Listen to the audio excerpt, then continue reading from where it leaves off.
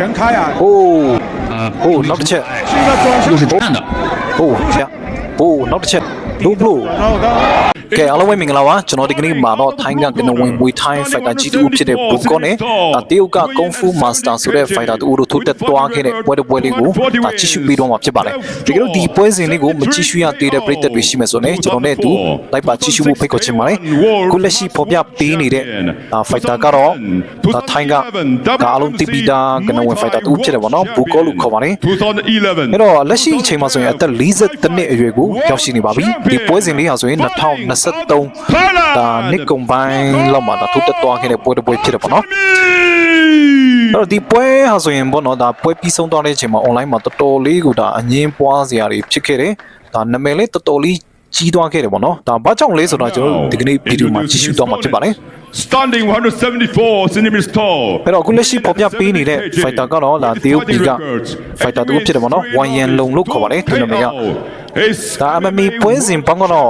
သူ့ရဲ့ record တွေတွားချိမယ်ဆိုနှစ်ပွဲလောက်ပဲထိုးတက်ထားတာတွေ့တယ်ပေါ့နော်တပွဲနိုင်တပွဲရှုံးရလက်ကိုတွေ့မြင်ရတယ်အဲ့တော့တရုတ်ပြည်တွင်းမှာဆိုရင်သူ့အနေနဲ့အဓိကအားဖြင့်ဒီကစ်ပေါစဉ်ပွဲတွေအဲ့လိုမျိုးထိုးတက်နေတာမျိုးတွေ့ရတယ်ဗျ Okay ပွဲစရကျွန်တော်ပွဲတွားလိုက်မယ်စတာနဲ့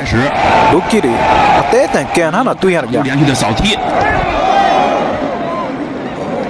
开场连续的စက်တိုက်ကိုကန်လာဗျပွဲစတာနဲ့后蹬，但是并没有威胁到波球，上来就火力全开啊！ကောင်းနေဗျထပ်ပြီး spinning back kick ကန်သွားတာ将波球击倒，但是波球表示ကိုတော့မောက်ကျသွားတယ်ဗျနောက်တစ်ချက် 是一个转身， spinning back kick ကိုလက်ချက်လောက်好像踢波球并没有很在意，示意踢到 ကျွန်တော်ပထမတစ်ချက်မှာဒီဘူကောရဲ့ low blow ကိုကန်မိသွားတယ်တူတယ်ဗျဖောင်းသွားတယ်ဗျ 就连续的转身动作，တရုတ် fighter အရင်လောနေပုံရတယ်ဗျ但是对于老စိတ်အရင်လှုပ်ရှားနေပေါ့နော်ပွဲစတာနဲ့ဟိုဒါ pressure ပေးပြီးကစားနေတာမျိုးတွေ့ရတယ်王彦龙这个战术还是比较对的，ဒါဘူကောကတော့တွေးအေးတယ်ပေါ့နော်သူကပြေးချင်း因为太阳手比较慢热， တွေးပူလာပြီးမှထိုးတက်တဲ့ fighter တူဖြစ်တယ် 踢到了裆部，正在最长有3分钟休息。时间啊！ ရလေးရဗျကျွန်တော် low blow ကန်မိသွားတာ这场比赛还是挺好看的，ထပ်ပြီးတော့မှ spinning back kick ကန်တယ်ဗျ 转身动作，但是ကျောင်းဆရာကြီးကန်ချက်တွေက国球预测了王彦龙的动作，又是一个好长 ထပ်ပြီး low blow ကန်မိသွားတယ်တူတယ်ဗျ 连续的转身，但是又踢到了裆部。 ဘူကောတော့တကယ်ဘူကောပဲဗျလုံးဝ 裁判在警告王彦龙 အေးဆေးပဲဗျ 不能瞄准裆部。 သူကြရတာ 蹬在国球 ကန်မယ်ဆိုရင်ဘက်ကိုကန်လို့ပြောရတယ်တူတယ်ဗျနောက်တစ်ချက် 是转身， low blow 然后的တရုတ် fighter အနေနဲ့ spinning back kick ကန်တာ low blow 3-4ချက်လောက်ကန်မိနေဗျတော့ဘူကောမလို့တိတ်မဘာမှတိတ်မဖြစ်တာဗျကြည့်ရတာ 低位然后摆国球看来要认真了，过了， ထပ်ပြီး spinning back kick ကန်ထားတွေ့ရတယ် 国球躲开， low kick မှာရှေ့မထိန်နိုင်ပဲမောက်ကျသွားခဲ့ရတယ် 自己动作太大了， ရန်စိတ်လှုပ်ရှားနေပုံရတယ်ဗျ 腿了，腿法国球连续的扫踢手踹一下，鼓起膝撞吗？啊，内围来说，国球还是非常强的。 ဘူကောကတော့သူကြည့်ကစားပုံကြည့်တာတော့ AC ပဲဗျဒီပွဲမှာ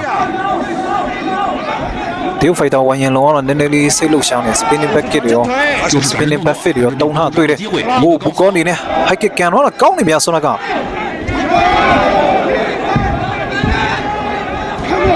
ဘူးတိုက်ထားတယ် 王彦龙都是使得一些比较夸张的招数， လို့ဖြစ်သွားလဲဟာ 想把这个比赛打浑。国际规则 ဘူကောအနေနဲ့အနီးကပ်ကိုဒါဒူးတိုက်ကွက်တုံးလိုက်တာဗျအဲ့ဒီအချိန်မှာဒီတရုတ် fighter အနေနဲ့ဒူးတိုက်ကွက်တုံးလို့မရဘူးလို့ပြောလိုက်တာနဲ့တူတယ်ဗျ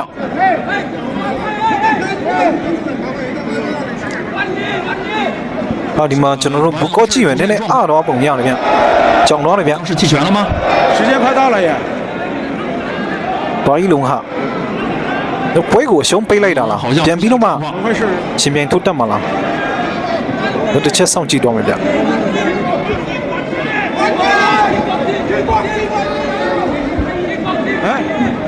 ဒီမှာပြောပြနေရမူရနဲ့ body language နဲ့ပြောပြနေဒူးတိုက်လို့မရအောင်ပြောပြနေရဗျ 自搏技术不能不仅连续膝撞， ဒါဘာတော့လဲဗျဒါပွဲမစခင်မှာကျူတင်မညှိထောင်လားမသိဗျ 固定膝撞，还有连续膝撞，让他 ကျွန်တော်ဘယ်စီမီစီကဲနဲ့ကစားသွားမလဲဆိုတာလည်းမပြောထားအောင်တဲ့သူတွေဗျဒီမှာ 这是不想打比赛了吗？ ပြဿနာဖြစ်နေရဗျဒီမှာဒူးတိုက်လို့မရဘူးလို့ပြောထားတယ်ဒီတစ်ဖက်ကတရုတ် fighter front kick ကန်ပြီးတော့မှမတိုက်တာတွေ့ရတယ်နော်အဲ့မှာတရုတ်ဖိုက်တာနဲ့နည်းနည်းလေးအသွားနေကြ 这个犯规让他感到很不适。 ဒီစီမင်းက kick ပေါစဉ် rule လားဝီထိုင်း rule လားကျွန်တော်မပြောထားလားမသိဘူး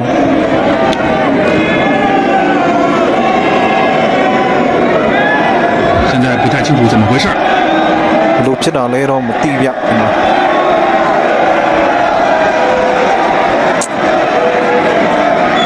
ဘကောလူဘလူကံမီရော AC ပွဲပြန်ဆောက်ပြီးနိုင်တယ်ပေါ့နော်ဒီဖောင်းတာလားဒီတစ်ချက်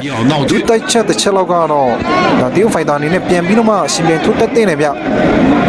လူတိုက်လို့မရအောင်ဆိုရင်လည်းကျွန်တော်မတိုက်ဘူးပေါ့နော် 一下西装顶到王彦龙的那个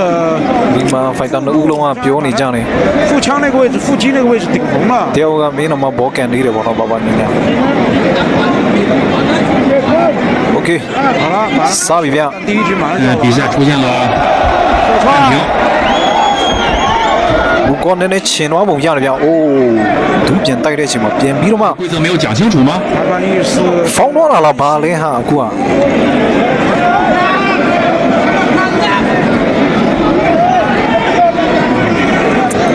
လူတိုက်ကွက်တုံးလိုက်တာတွေ့တယ်ဗျဒါခွင့်မပြုတ်ထားတာလားခွင့်ပြုတ်ထားတာလားဒါဖိုက်တာနှစ်ဦးကြားမှာနားလည်မှုတွေလိုအပ်နေတယ်ပြီးရင် 匪夷所思的一幕。 ပွဲစီစဉ်ပေးတဲ့လူတွေကဒီစီမီစီကန်းကိုဒါကြိုတင်ပြီးတော့မှမပြောထားဘူးလားမသိဗျ 这个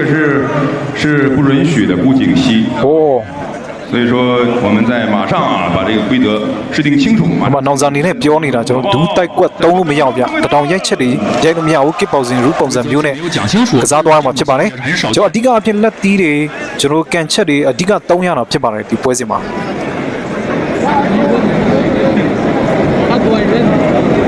ဒီမှာကျွန်တော် slow motion တစ်ချက်တော့ကြည့်လိုက်မယ်ဗျဘူကောအနေနဲ့ချုပ်ကန်ပြီးတော့မှဒါဒူးတိုက်တာမျိုးတွေ့ရတယ်ဗျ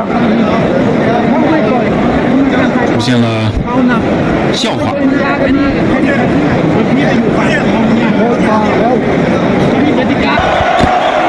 ဒီလိုကတော့မဖြစ်သင့်မြတာ 赛前双方在规则上没有达成一致，这种情况也是非常罕见的，也是非常匪夷 ကျွန် 所 တော်ဒီ 思。 ပွဲစဉ်မကျင်းပခင်ကလေးပေါ့နော်ဒီ fighter တို့ဦးကြားမှာကျွန်တော်စီမီစီကန်နဲ့ပတ်သက်ပြီးတော့မှဒါနားလည်မှုရယူထားဖို့လိုအပ်တယ် 观众都在看着他们陷入了 ဒီ 沉 လိုမျိုးအခြေအနေကလည်းကျွန်တော်မြင်ရခဲတယ်ဗျဒီ fighter လည်းတော်တော်လေးကိုလောနေတာမျိုးတွေ့ရတယ်ပွဲစားတာနဲ့ကိုအရင်ကိုစိတ်တက်ကြွနေတဲ့ပုံစံမျိုးတွေ့ရတယ်ဗျဝင်တာနဲ့ကို spinning back kick ကလည်းကန်လာမင်းနဲ့ချက်ပေါင်း4-5ချက်လောက်ကန်လာလူဘလို့ကန်ပြီးတော့တွေ့ရတယ် 的时候才开始商量起规则。 ပြန်ပြီးတော့စီမီစီကန်တွေဆွေးနွေးနေတာပါဒီတော့ဟာပွဲရတယ်အမေချမယ်ဆိုရင်လည်းကျွန်တော်ကြိုပြီးတော့မှပြောတင်တယ်ပေါ့နော်ဝေထိုင်းချမယ်ဆိုရင်လည်းပြောတင်ပါလေ 宣布无结果变成烂了账。，那么大概率是会有二番战的。 အဲ့တော့ဆောနာကအနောင်စာအနေနဲ့ပြောတော့ဆိုရင်တော့ဒီ fighter နှစ်ဦးလုံးမှာဒါမကြည့်ပွဲပြန်ပြီးတော့မှ 比赛也是上演一场 ခုတက်ဖို့လိုအပ်နေတယ်လို့ပြောတော့တယ်ဗျအခုကတော့ 这场比赛 ပွဲရဲ့ပုံစံမျိုးနဲ့ fighter နှစ်ဦးလုံးကတည်ပုံစံ 还不到 နဲ့ဒါအဆုံးသက်သွားခဲ့ရတဲ့အနေအထားတစ်ခုမျိုးဖြစ်သွားတယ်ဗျ 是对 那大概率应该这个结果非常不满意是。要二番战了，我觉得。 ဒါပေမဲ့မကြည့်ပွဲမှာကျွန်တော်ဘူကောအနေနဲ့ဒီတရုတ် fighter ဖြစ်တဲ့ဝမ်ယန်ကိုပြန်ပြီးတော့ရှင်ပြန်ထုတ်တက်မလားဆိုတာကတော့ 很多人都不想看 ကျွန်。တော်အနေနဲ့ဒါမသိရသေးဘူးပေါ့နော်အဲ့တော့ဒီပွဲစဉ်ပြီးသွားတဲ့နောက်ပိုင်းမှာဆိုရင်ဒါအငင်းပွားစရာတွေတော်တော်လေးများခဲ့ရတယ်ဗျ 应该是规则没有协商起来。 ဒါအဖြစ်ရဲ့မှန်ကတော့ပြောမယ်ဆိုရင်တော့စီမီစီကန်ကိုကြိုပြီးတော့မှဒါ 无尽， မပြောထားတာနဲ့တူတယ်ဗျနော်ဂျိုးဝိုင်းထဲမှာကျွန်တော်တရောင်းလေးတုံးလို့မရဘူး 应该是就这样，这场比赛 ပြီးရင်ဒူးတိုက်ပွဲတွေတုံးလို့မရဘူးဆိုတာဒါကြိုပြီးပြောထားမယ်ဆိုရင်ဒီအဖြစ်ရက်ကဖြစ်မယ်ဒါဖြစ်လာမှာမဟုတ်ဘူးပေါ့နော်ပြောမယ်ဆိုရင်ဒီတရုတ်ဖိုက်တာကလည်းနည်းနည်းလေးရှိန်နေပုံရတယ်ဗျတော့သူ့ဘက်ကလည်းမမောင်းဗျတို့ပေမဲ့လည်းကျွန်တော်ဒီပွဲစဉ်ပြီးသွားတဲ့နောက်ပိုင်းမှာပေါ့နော်ကမ္ဘာတော်ပရိသတ်တော်တော်များများကတရုတ်ဖိုက်တာကိုဒါလိုက်ပြီးတော့မှ throw နေကြတယ်ပေါ့နော် 有这种结果，只有这种自由。 ဒါကြောက်တယ်ဆိုပြီးတော့မှပေါ့နော်ဒါမထိုးရဲဘူးဘာဘာညာညာပေါ့နော်ဒါအမျိုးမျိုးဒါပြောနေကြတယ်တချို့ဒီတရုတ်ပြည်တွင်းကပြည်သက်တွေတော်တော်များများကတော့ဒီတရုတ်ဖိုက်တောင်ကိုဒီတရုတ်နိုင်ငံကိုဒါရှက်ရစေတယ်ဆိုပြီးတော့မှဒါပြောနေကြတယ်ပေါ့တကယ်တမ်းတော့ကျွန်တော်တို့အခုဒီပွဲစဉ်တစ်ပွဲခြုံငုံပြီးကြီးလိုက်တဲ့အချိန်မှာပေါ့နော်ဒီအနောင်စာပွဲစီစဉ်သူတွေအနေနဲ့ပြောကြားချက်အရဆိုပေါ့နော် 击撞的 ဒီစီမီစီကန်ကလုံးဝကိုဒါကျူတင်ပြီးတော့မှဒါညှိယူထားတာမျိုးမရှိဘူး 是 ဒါတကယ်ထိုးတဲ့အချိန်မှဟိုကတုံးလို့မရဒီကတုံးလို့မရဖြစ်သွားတာပေါ့နော်ဒီအဖြစ်ပြန်ကတော့ဒါမြင်ရခဲတယ်ဒါဒီ ဒီဖြစ်တာမျိုးတွေကျွန်တော်တို့ 没有协商起来。 ဒါတိတ်မတွေ့ရအောင်ဗျတော်တော်လေးကိုအတွေ့နဲတယ်လို့ပြောလို့ရတယ်ဗျ 这 နော် 次比赛我们用的是拳和腿。 အခု 之前我们 ဒီမှာတေးဖိုက်တာအနေနဲ့ပြောတော့တော့ကျွန်တော်တစ်ချက်နားထောင်ကြည့်မယ် 可以 MMA，我说可以接着拳套，我们打 MMA。 အဲ့တော့တေးဖိုက်တာအနေနဲ့ပြောတာအစကနေဘူကိုပြောပူးတယ်ပေါ့နော်တကယ်လို့ 犯规，非要这 ဒီတရောင်စစ်တွေဒူးတိုက်ကွက်တွေတုံးမယ်ဆိုရင်ကျွန်တော်တခါတည်းပဲ MMA ပဲကစားလိုက်ရအောင်မလားဆိုပြီးတော့ပြောနေတယ်မျိုးတွေ့ရတယ်ပေါ့နော် 不要老是这样了。对， အခုဘာကြောင့်မို့ဒီပွဲစဉ်မှာဘာဒီတရောင်ရိုက်ချက်တွေဒူးတိုက်ကွက်တွေတုံးနေတာလဲဆိုပြီးတော့ဒါပြောနေတာတွေ့ရတယ်ပေါ့နော် 不播球，他非要说他要犯规用膝，我说你犯规用膝，那我们就直接 MMA，就不要这个什么了，是吧？ ဒါဘူကောကတော့ပြန်ပြီးပြောတယ်ပေါ့နော်သူပြောတာကတော့ဒါဒူးတိုက်ကွက်ကိုတုံးမယ်လို့ပြောသွားတယ် 你 ပေါ့ 不 နော် 够资格，你靠边站。 အဲ့တော့ဒီတေးဖိုက်တာအနေနဲ့ပြန်ပြီးပြောလိုက်တယ်ပေါ့နော်ဘူကောမင်းရဲ့တကယ်အရေးချင်းမရှိဘူးပေါ့နော်မင်းဘေးတစ်ဖက်မှာရက်နေလို့ပြောလိုက်တယ်ပေါ့နော် 反正他喜欢用肘用膝，我说我们直接什么都用都得了，就不用 သူပြောတော့တကယ်လို့ဒီတရောင်စစ်တွေဒူးတိုက်ကွက်တွေတုံးမယ်ဆိုတော့ဒါငါလည်းပေါ့နော်အကုန်လုံးရှိသမျှအကုန်လုံးတုံးလိုက်တာပဲကောင်းတယ်ပေါ့နော် MMA ပဲကစားတာပဲကောင်းတယ်လို့ဒါပြောတော့တဲ့အတိတ်ပဲပေါ့နော်အဲ့တော့အခုသူပြောတော့တဲ့ပုံစံအရဆိုတော့ဒါတကယ်စီမီစီကန်တွေကျွန်တော်တို့လုံးဝဒါကြိုတင်ပြီးတော့မှညှိနှိုင်းဆွေးနွေးမှုတွေဒါလုံးဝလှုပ်ထားတာမျိုးမရှိပေါ့နော်မရှိဘဲနဲ့ဒီပွဲစဉ်ကိုစီစဉ်လိုက်ရတာဖြစ်တယ်ဟိုပွဲကတော့ပြီးဆုံးသွားပြီဆိုတော့ကျွန်တော်ဒီမှာဘူကောအနေနဲ့ဆောနာကဒီဘန်းပြပုံစံမျိုးနဲ့ကစားသွားပြခဲ့တာတွေ့ရတယ်အဲ့တော့ပွဲစီစဉ်2အနေနဲ့ဘာတွေပြောတော့မလဲကျွန်တော်ဆက်ပြီးနားထောင်ကြည့်မယ်ဗျ无论是人生还是赛事，大家都充满着戏剧性。所以呢，最终我作为一个主持人，我只履行裁判员对我的指导。最终裁判一致认定本次比赛没有结果，我们下次再打。 အဲ့တော့ကျွန်တော်ဒီမှာပွဲစီစဉ်2ဦးရဲ့ပြောချချက်အရဆိုရင်ဒါအချင်းချုပ်ပြောရမယ်ဆိုရင်ဒါဒီ show မှာပေါ့နော်လာရောက်ကြည့်ရှုနေကြတဲ့ပရိသတ်တူတယောက်ချင်းစီတိုင်းကိုဒါကျေးဇူးတင်ကြောင်းပြောတော့ခဲ့တယ်သူအနေနဲ့ဒီပွဲနဲ့ပတ်သက်ပြီးတော့မှဒါရလက်မရှိပေါ့နော်ဒါပွဲပြက်ပုံစံမျိုးနဲ့ကြီးညာသွားခဲ့တယ်ပေါ့နော်ဒါဒုတိယအချိန်မှာကျွန်တော်ပြန်လဲစုံတွေ့ကြာရအောင်မယ်ဆိုပြီးတော့မှဒါပြောသွားခဲ့တယ်ပေါ့နော်အဲ့တော့ဒါဘူကောနဲ့ဝိုင်ယန်လုံကတော့ဒုတိယအချိန်ဒါတွေ့ဆုံဖို့က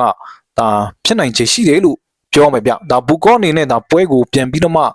လက်ခံမလားမခံဘူးလားဆိုတော့ကျွန်တော်အနေနဲ့ဒါစောင့်ကြည့်သွားရအောင်ပါဗောနော်โอเคဒီကနေ့ရဲ့ပွဲစဉ်ကတော့ဒီလောက်ပါမယ်ဒါအဆုံးထိကြည့်ရှုပေးကြနေတဲ့ပရိသတ်တူတယောက်ချင်းစီတိုင်းကိုအထူးပဲကျေးဇူးတင်ပါတယ်ကျွန်တော်ကတော့ဂျိုးဆက်ပဲဖြစ်ပါတယ်